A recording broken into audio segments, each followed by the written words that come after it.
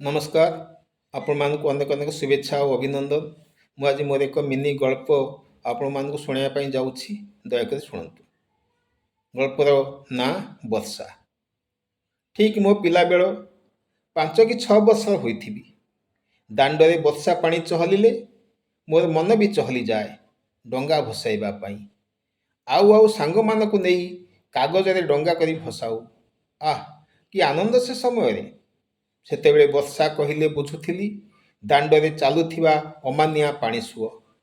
वर्षा छाड़ीगले आकाश को चाहूथिली भाबुथिली आउ असढ़ाए बर्षी जाता कि। बड़ होला परे कॉलेज रे पढ़िली भेटिली वर्षा को। गोटे सुना नाकी डेंगी झीटा तोफा गोरा सब बेले हस हस भारी आपणार लागिला। भल पाई बसिली ताकू से भी सेतेबेले बुझिली वर्षा आउ केही नुहे किछि भी नुहे केवल एक रूपर संभार प्रेमर भंडारटीए।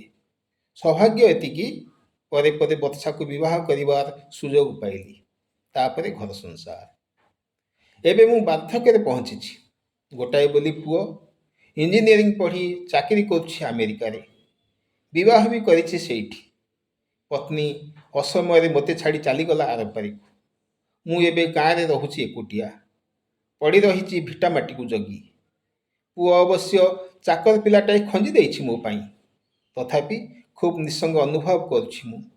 मते लागुछि जेमिति वर्षा जमाट बांधिछि मो भितरे। बुझी सारिलेणी वर्षा ही अश्रुर अन्य नाम जहा अविरत झरे केतेबेले आखिरु तो आउ केतेबेले हृदयरु केतेबेले आखिरु तो आउ केतेबेले हृदयरु। धन्यवाद।